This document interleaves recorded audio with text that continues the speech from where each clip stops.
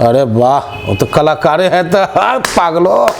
आ जाओ मेरे पागलों, दुनिया को पागल बनाए बैठा है और उसके पीछे लोग पागल हुए फिर रहे हैं। चमत्कार दिखाते हैं लाइव। अरे क्या गजब गजब का लाइव है। अरे भैया इतना ही लाइव है तो हमारे देश को मजबूत करो, चाइना को खदेड़ दो, हम मानेंगे, हम मान लेंगे। चाइना को भगाओ ना भाई। वो पत्रकार के चाचा ताऊ का नाम बता रहे हैं, वो काफी नहीं है। अरे इतना बीमारी बता रहे हैं, अरे इतना तो हम भी बता देंगे। आज सुबह में आप नाश्ता करने जा रहे थे, लेकिन एक फोन आ गया, जल्दी में आप भाग के आ गए। आए कि नहीं बोलिए, है ना? तो इतना तो हम भी मनोविज्ञान पढ़े हुए हैं ना। तो सब चलिए, सब अपना अपना दुकान सब चला रहा है, चलाने दीजिए। दुकान चला रहे हैं, सबका अपना अपना दुकान चल रहा है साहब। कोई भी व्यक्ति भगवान बनने का प्रयास करेगा तो वो राम रहीम और वो का नाम था, आसाराम बापू जी जैसे लोगों को में हिंदू राष्ट्र की बात करके निकल जाता था। लेकिन अब आए दिन और इसकी आड़ में जो है धर्म गुरु संसद लगाते हैं और हिंदू राष्ट्र की बात करते हैं। और अब ये बहस ना सिर्फ नारों में रह गई है बल्कि टेलीविज़न स्टूडियो में पहुंच गई है और इस पर खूब बहस होती है। हमारे साथ पंडित मनमोहन झा हैं, इनसे बात करते हैं। ओवैसी की पार्टी के हैं, लगातार ओवैसी संविधान की बात करते हैं। और ऐसे में जब हिंदू राष्ट्र की बात होती है और आप ही हिंदू हैं, आपके मन से क्या निकलता है? किस तरह की बहस है ये? मैं सवाल आपसे करना चाहूँगा। पाकिस्तान में जब मस्जिदों के अंदर बम ब्लास्ट होता है, ब्लास्ट करने वाले कौन लोग हैं? समुदाय से मुस्लिम है।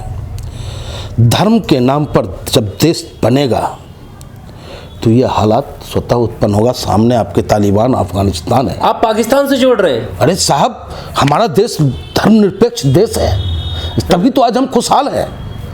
बाबा साहब ने जो संविधान में धर्मनिरपेक्षता दी हमें कि भारत की एकता अखंडता अक्षुण्ण रखना है, हमारी जिम्मेदारी है। कोई भी निर्णय हम जाति और धर्म को देखकर नहीं लेंगे, ये ताकत बाबा साहब ने संविधान में दिया।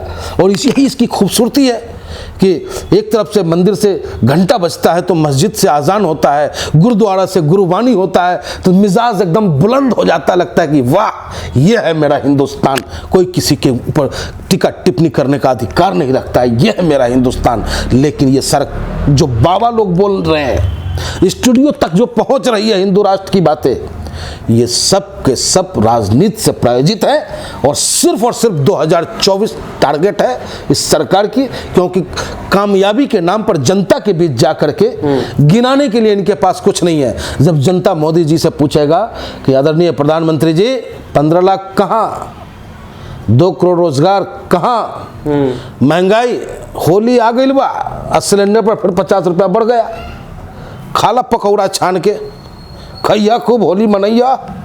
तो यानी कि देश की जनता त्रस्त हो चुकी, त्राही कर रही है।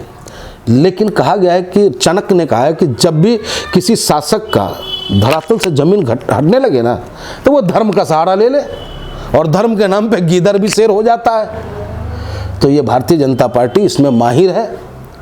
एक अंग्रेज चला गया जो डिवाइड एंड रूल करता था, दूसरा अंग्रेज हम पे शासन कर रहा है। तो बुजुर्गों ने लड़ा था अंग्रेजों से, हम सब मिलकर अब लड़ेंगे इन चोरों से, फिर इन्हें खदेड़ने का काम करेंगे, इनके मनसा पे इन्हें हम कामयाब नहीं होने देंगे। राम राज्य लाने की बात करते हैं पंडित जी। राम राज्य, वो राम राज्य जिसमें सब खुशहाल होंगे। जी जी जी। कितने स्टेटों में इनका शासन है जहाँ की राम राज्य शर्माता हुआ अपने आप को नजर आता है? कोई ऐसा स्टेट हमें बता दे। यूपी में ही राम राज्य है कि बुलडोजर धाएं धाएं। और अगर कलम और कैमरा पे पाबंदी कि अगर पूछ दिया कि योगी बाबा यूपी में काबा, तो धाएं से नोटिसवा पहुंच जाता है कि मुकदमा हो जाएगा, आपकी इस काबा से जो है माहौल खराब हो रहा है। और इसी लोनी में आकर के भारतीय जनता पार्टी का रघुराज सिंह जो राज्य मंत्री है वो बयान देने का काम करता है कि मैं यहाँ का मदरसा तो बंद कराऊंगा ही कराऊंगा, और ताकत मिली तो पूरे हिंदुस्तान के मदरसा को बंद कराने का काम। उसके बाप का हिंदुस्तान है ये देश, उसके शब्दों से चलेगा, संविधान से चलेगा। हिंदुस्तान की जनता पूछ रहा है रघुराज सिंह से कि विनोद सेंगर पे कब कार्रवाई होगी, तेल लगाने वाले बाबा पर कब कार्रवाई होगी। पूछता है हिंदुस्तान की जनता जो साध्वी प्रज्ञा कहती है कि चाकू छुरी और तलवार रखो, उस पर कब कार्रवाई होगी। वो कौन से पाठशाले कौन से मदरसा से पढ़ करके आए हैं, तो ये हालात हैं साहब। सिर्फ जो भी वर्ड बोला जाता है ना, व्यक्ति बदल जाता है इनके। नरसिम्हानंद जी को देखिए किस तरीके का बयान गाजियाबाद में खुलेआम दे रहे हैं। आजम खान वही भाषण दिया तो उसको नफरती भाषण के नाम पे आजीवन बर्खास्त कर दिया गया। और आज ये खुलेआम हिंदू और मुस्लिम की बात करते हैं, नफरत भरा माहौल पैदा करते हैं, जहरीला बयान देते हैं, उसके बावजूद आज़ादी में से घूमते हैं और उत्तर प्रदेश की पुलिस उन्हें सुरक्षा देने का कार्य करती है। और हमें देखो आप, कई बार हमें धमकी दी गई, मुकदमा हमने दर्ज कराया, हम पे जानलेवा हमला हुआ, अधिकारियों से मिलकर के हमने भी सुरक्षा की मांग की, लेकिन कोई चिंता नहीं। अरे मर जाएगा तो ठीक तो रहेगा कि बहुत बोलता है ही, सरकार के खिलाफ मरने दो इसको। तो आप मदरसों की आपने बात की, मदरसे को तो मॉडर्न करना चाह रहे हैं वो लोग। एक हम चाहते हैं कि एक हाथ में लैपटॉप और दूसरे हाथ में कुरान हो। हाँ।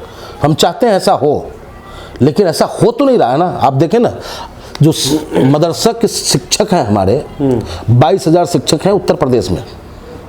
22,000 में 12,000 मुस्लिम हिंदू हैं और 10,000 ही मुसलमान हैं। लेकिन साहब 2019 से अब तक केंद्र सरकार का जो मानदेय है वो उन लोगों को नहीं मिला और भूखमरी के कगार पे वो मरणासन की स्थिति में है और घर से दुत्कार रोजाना उनको सहना पड़ रहा है। कई लोग आत्महत्या कर चुके हैं, लेकिन सरकार के कानों पे जू नहीं। अगर आप चाहते हो कि मदरसा का बेहतर व्यवस्था हो तो उन शिक्षकों का तनख्वाह दो आप, तभी तो वो बच्चों को पढ़ा पाएंगे। तो व्यवस्था आप करो नहीं और जैसे तैसे लोग करके अपने पॉकेट से मदद। मदरसा क्या है? मदरसा को सरकारी अनुदान तो ना के बराबर मिलता है साहब। मदरसा से सरकार से तो कोई अनुदान मिलता नहीं। मदरसा को वो लोग चलाते हैं जिनके अंदर मानवता है, इंसानियत है। वो अपने पॉकेट से अपने घर का पैसा देते हैं, मदद करते हैं, कोई आटा देता है, कोई चावल देता है, और तब जाकर के वो गरीब बच्चा जिन्हें शिक्षा मिलता है। क्योंकि जिसके पास शिक्षा नहीं है वो पशु समान है। तो क्या आप चाहेंगे कि हिंदुस्तान में अशिक्षित लोगों का बाढ़ आ जाए?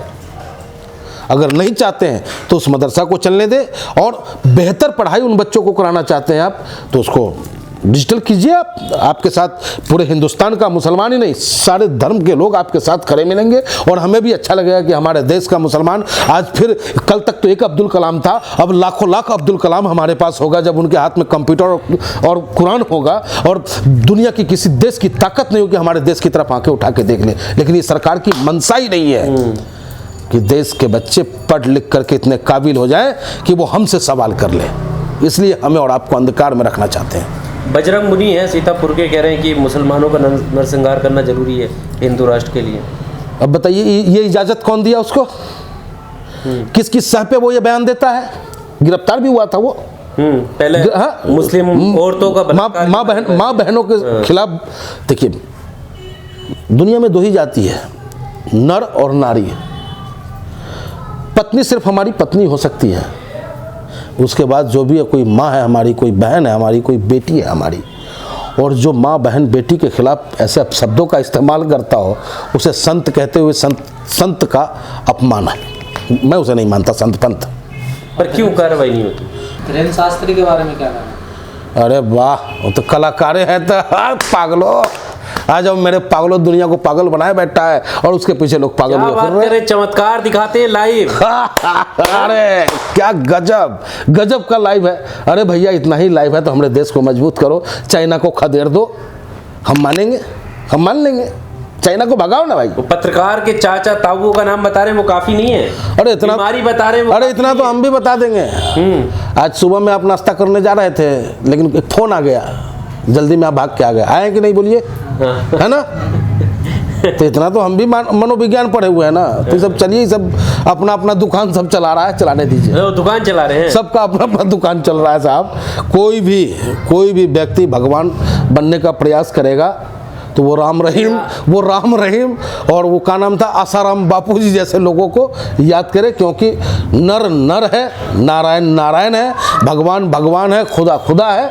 उसके मुकाबले में खड़ा होने का प्रयास करना मात्र ही खुद को नाश कर लेने जैसा है। कहते हैं कच्ची गोलियां नहीं खेलता हूं मैं, हिंदू राष्ट्र बनाकर रहूं। अरे तो भैया, कैसे कच्ची गोली खेलेगा जब बर्दाश्त प्राप्त है सरकार का? बिना सरकार के वो बोल के तो दिखा दे एक शब्द, जरा जो आज महंगाई है पर उनसे बुलवा दीजिए। कि देश की स्थिति बड़ा दयनीय है, होली जैसा त्यौहार आ गया, रंग महंगा हो गया, सिलेंडर महंगा हो गया, हिंदू भाई सब पकौड़ा कैसे बनाएगा भाई मोदी जी, सिलेंडर का रेट कम कर दीजिए। इतने में ना उनको CBI ED या फलाना ढिमका सब पहुंच के बाबा का दुकानें बंद कर देगा। तो ये हाल है। वो तो कह रहे सनातन के कुछ लोग दुश्मन हैं, मुझे आप भी लग रहे हैं कि वो मेरे खिलाफ जो बोल रहा है वो सनातन का दुश्मन है, मैं सनातन को ऊंचाइयों पर लेकर जाना देखिए, चाहता हूं। सनातन ऊंचा था, ऊंचा है, ऊंचा रहेगा। कोई भी मजहब जिसके चाहने वाले करोड़ों की तादाद में, लाखों की तादाद में हो, उसका एक अपना महत्व होता है और रहा है। इनके आज ये 24 साल की उम्र में हैं, तो इस सनातन की बात कर रहे हैं। सनातन तो आदि अनंत है, कब से, तो उससे पहले सनातन था नहीं। तो इन सब बातों का कोई प्रभाव नहीं पड़ने वाला है। प्रभाव पड़ेगा कि आप मानवता की बात करें, मानव हित की बात करें। हर मजहब यही कहता है कि आप अपने से कमज़ोरों की मदद करें, अपने पड़ोसी को भूखा न सोने दें, जहाँ तक हो सकता है आप उनके साथ चले। ये हर मजहब यही कहता है, लेकिन उसको काट छाट करके अपने तरीके से दुकान चलाते हैं। एक बाबा का देखे वीडियो की, बंदूकें से भूत भगा रहा था,